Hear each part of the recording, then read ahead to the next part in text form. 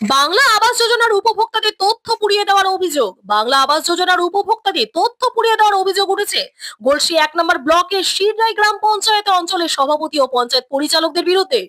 এই ঘটনায় উত্তেজনা ছড়িয়ে পড়ে গোটা এলাকায়। পরিস্থিতি নিয়ন্ত্রণে রাখতে ঘটনাস্থলে পৌঁছায় গলসি থানার পুলিশ।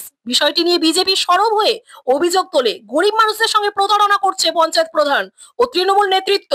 স্থানীয়দের দাবি, পঞ্চায়েত অফিসের সামনে পুড়িয়ে দেওয়া কিছু কাগজ পড়ে থাকতে দেখে তারা তা মোবাইলে ভিডিও করেন। এই ঘটনা প্রকাশ্যে আসার পর স্থানীয় মানুষ ক্ষিপ্ত হয়ে ওঠেন এবং পঞ্চায়েতে ভিড় জমান।